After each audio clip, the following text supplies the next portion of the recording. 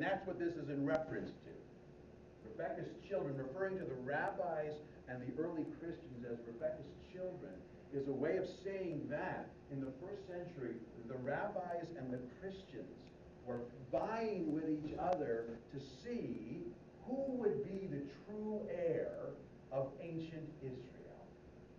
See, they had this common origin, this common ancestry, this common set of beliefs. Who was going to be the heir?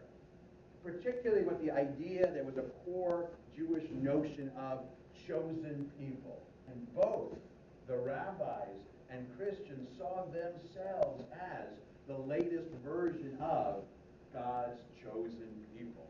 Initially, during the life of Jesus and Jesus' immediate followers, they had certain ideas that were different, but it wasn't clear going to be accepted by the Pharisees. The litmus test was recognizing the authority of the laws of Moses. If you're Jewish, you have to be circumcised. You have to keep kosher.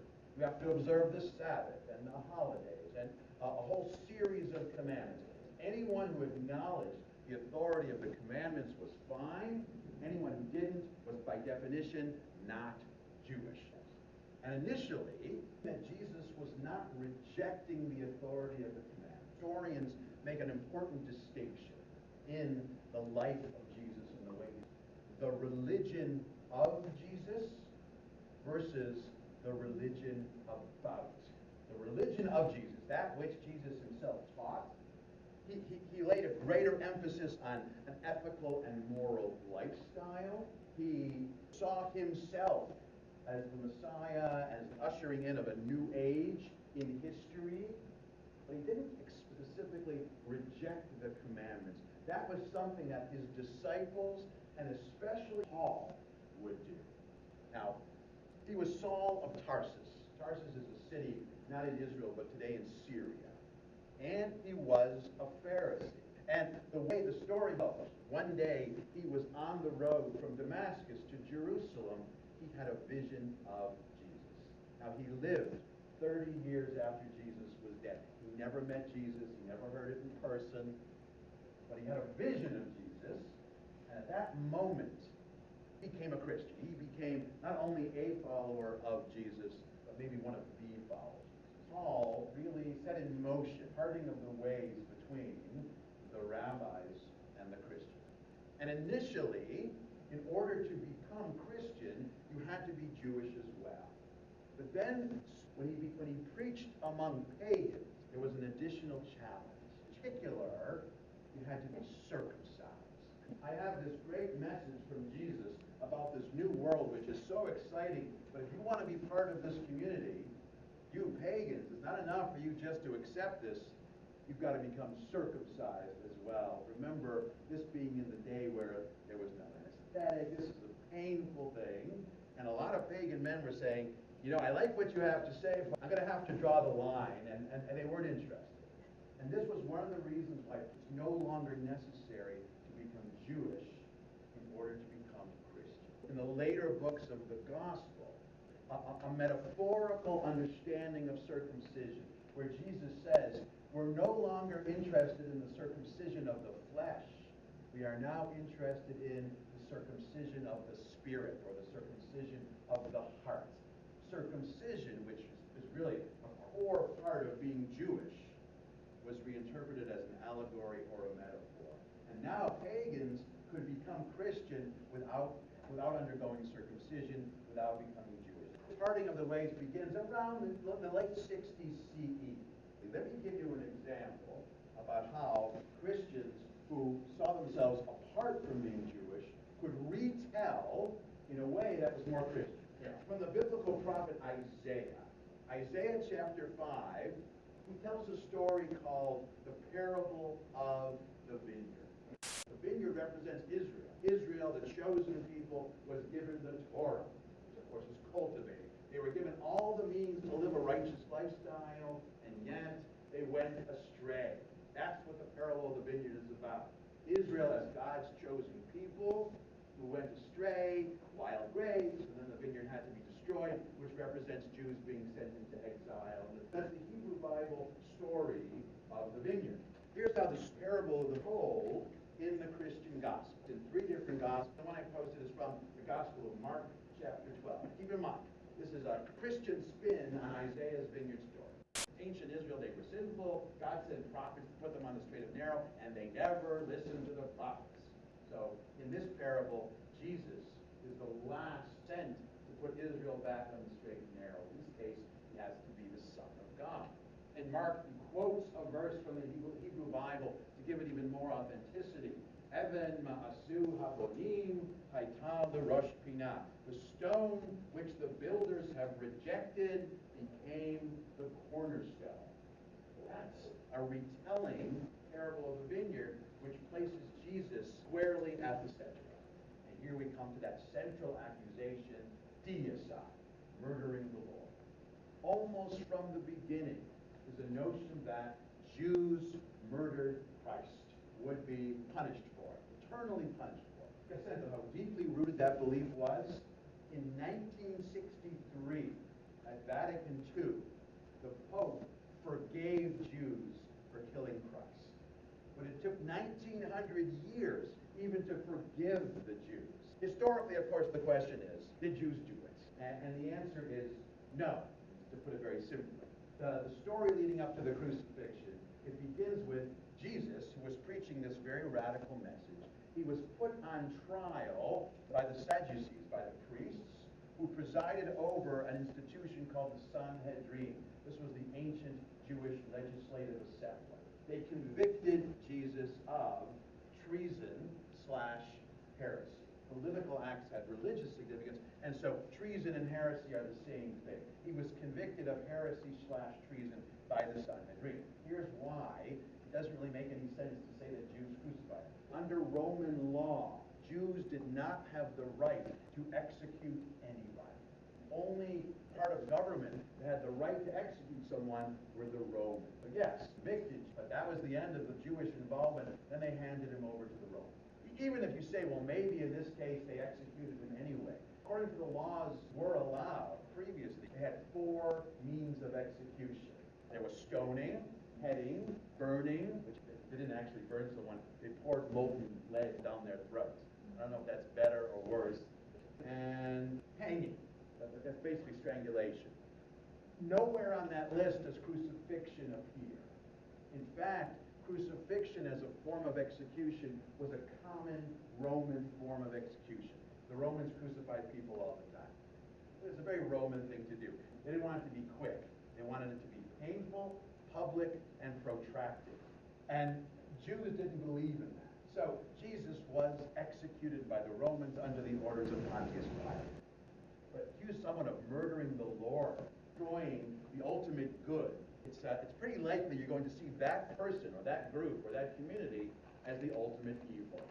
Jews under Roman rule, religio licita, a legal religion. Since the time of Julius Caesar, Jews had been given the right or the privilege to practice Judaism.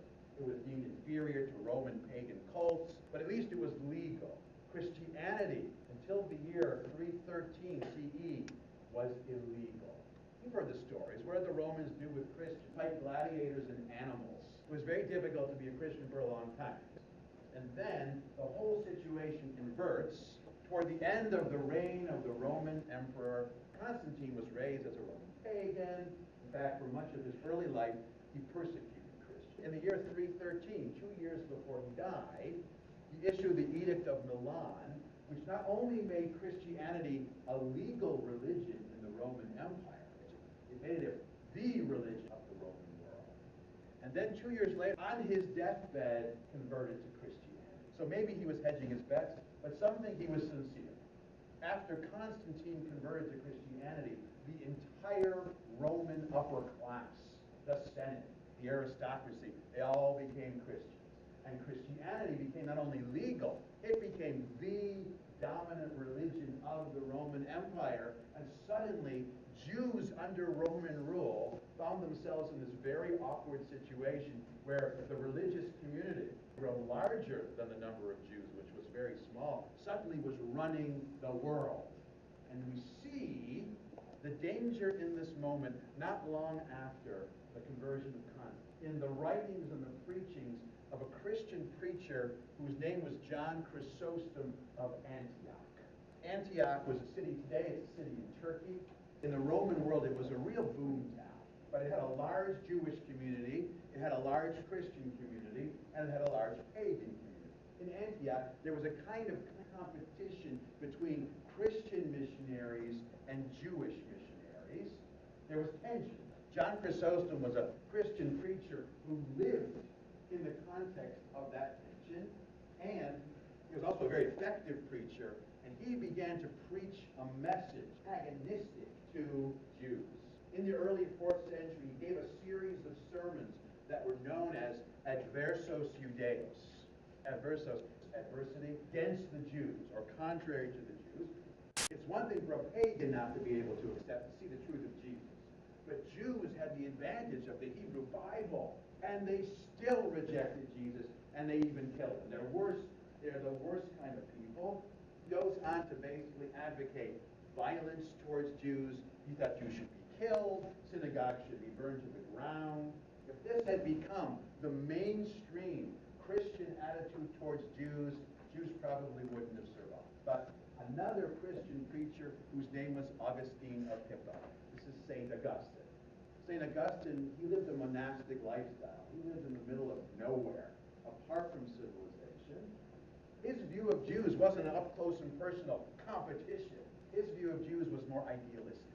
He said, yes, Jews are to be condemned for deicide and for rejecting Christ. Nonetheless, Christians have an obligation to tolerate Jews. Now, he's going to define the terms of toleration. First, Augustine gave 4 reasons why Christians were required to tolerate Jews. Reason number 1, Christ begged mercy for the Jews.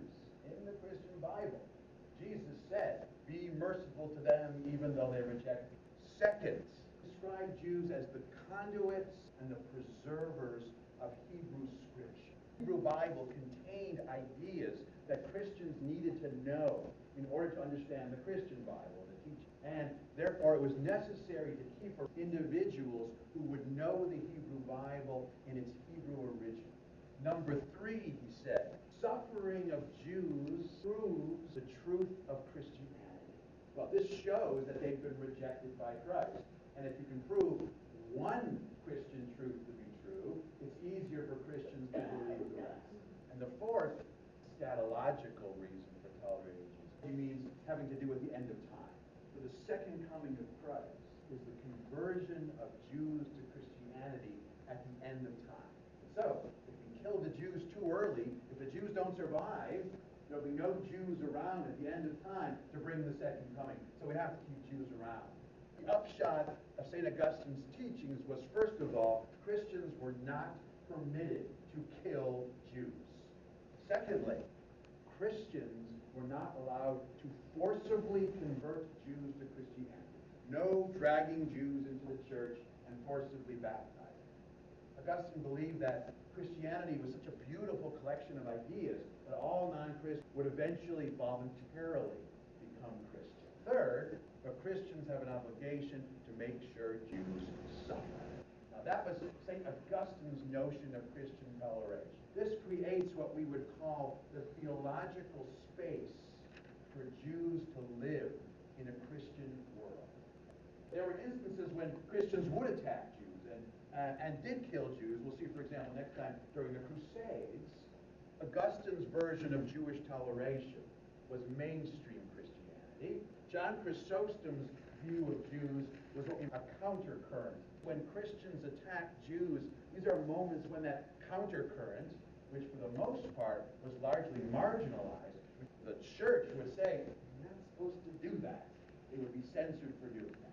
The medieval Christian world, I'll put it in a nutshell for you, from the 4th century until probably the 17th century, was a combination of 2 legal traditions. It was a combination of Roman law and Christian doctrine.